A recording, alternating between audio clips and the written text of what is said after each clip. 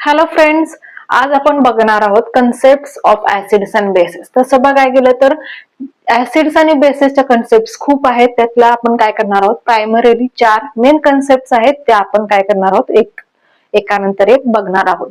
पहिली कन्सेप्ट आहे Arrhenius concept, त्याच्यानंतर आहे लॉरी बॉन्स्टेड कन्सेप्ट, तिसरी आहे लेविस कन्सेप्ट आणि लास्ट आहे लक्स फ्लड कन्सेप्ट. आपण या चारही कन्सेप्ट वन बाय वन बघणार आहोत. आज स्टार्ट करतोय आपण अरेनियस कन्सेप्ट. फर्स्ट कन्सेप्ट कोणती आहे, अरेनियस कन्सेप्ट. आता या अरेनियस कन्सेप्टनी काय सांगितलं, ऍसिड्स काय असतात, substance that dissociate to produce hydrogen ions when dissolved in water.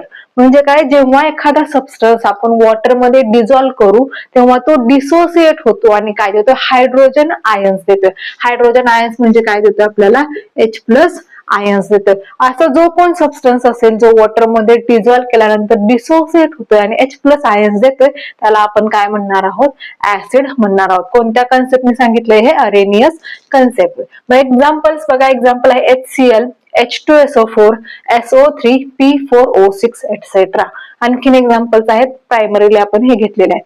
बघा आता हे काय करणार आहे आपण, HCl जर घेतलं तर HCl काय असतं, लिक्विड असतं. ठीक आहे, ते आपण काय करणार आहोत, वॉटर मध्ये डिझॉल्व्ह करणार आहोत. डिझॉल्व्ह केल्यानंतर जर त्याने आपल्याला हायड्रोजन आयन दिला तर आपण काय म्हणणार आहोत, HCl काय आहे, ऍसिड आहे. आपण रिएक्शन बघू आता, HCl प्लस H2O. H2O म्हणजे काय, आपलं वॉटर आहे. वॉटर मध्ये आपण काय केलं, त्याला डिझॉल्व्ह केलं. डिझॉल्व्ह केल्यानंतर आपल्याला दिसतंय काय, H+ आणि Cl- मध्ये तो HCl हा जो सबस्टन्स आहे तो काय होतो, डिसोसिएट होतोय. मग आपल्याला तो काय देतोय, H+ देतोय. म्हणून आपण काय म्हणलो त्याला, ऍसिड. HCl काय आहे, ऍसिड आहे. आता हे जे H+ आयन्स आहेत ते H+ आयन्स कोणत्या स्वरूपात असतात वॉटर मध्ये, तर H3O+ म्हणजेच हायड्रोनियम आयन्स. आता हे कुठून तयार झाले, तर आपला H+ जो तयार होतोय ऍसिड मधून तो रिॲक्ट होतो आपल्या वॉटर बरोबर आणि काय तयार करतो, H3O+ आयन्स. त्याला आपण काय म्हणतो, हायड्रोनियम आयन. मग HCl जर वॉटर मध्ये आपण डिझॉल्व्ह केलं तर आपल्याला देतो H+ आयन्स म्हणजे H3O+ आयन्स म्हणजेच हायड्रोनियम आयन्स. म्हणून आपण त्याला काय म्हणतो, HCl काय आहे, ऍसिड आहे. नेक्स्ट एक्झाम्पल आहे H2SO4, जे आपण काय केलं, वॉटर मध्ये डिझॉल्व्ह केलं. त्यांनी काय केले, 2 H+ आयन्स आणि एक SO4 आयन दिलेला आहे. H+ आयन्स मिळालेले आहेत आपल्याला, म्हणजे H2SO4 पण काय आहे, एक ऍसिड आहे. त्याच्यानंतर थर्ड एक्झाम्पल आपण सांगितलं होतं SO3 प्लस वॉटर. आपण वॉटर मध्ये डिझॉल्व्ह केलं. डिझॉल्व्ह केल्यानंतर आपल्याला काय भेटलं रे, H2SO4 भेटलं. जे H2SO4 आपण आताच बघितलं. मग H2SO4 ची रिएक्शन माहितीये, वॉटर अजून प्रेझेंट असणार आहे त्याच्यात. मग वॉटर बरोबर रिॲक्ट होऊन ते काय करणार आहे, 2H+ आणि एक SO4 आयन देणार आहे. हे आपल्याला H+ भेटले म्हणजे काय आहे, SO3 पण काय आहे, एक ऍसिड आहे.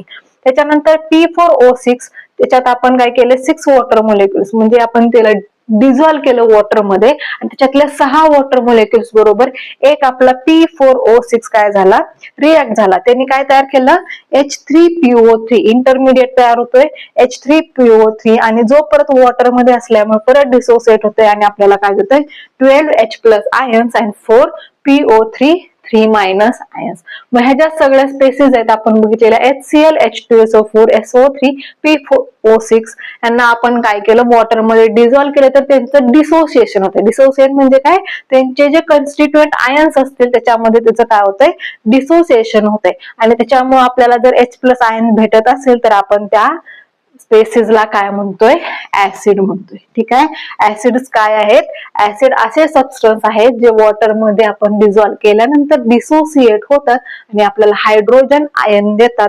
हायड्रोजन आयनलाच आपण वॉटर असल्यामुळे आणखीन काय म्हणू शकतो, हायड्रोनियम आयन म्हणू शकतो. हायड्रोनियम आयन कसा तयार होतो, H+ ऍसिड करून मिळतं. वॉटर मध्ये आपण त्याला डिझॉल्व्ह केलेला आहे आणि त्याच्यामुळे तयार होतोय कोण, H3O+ आयन.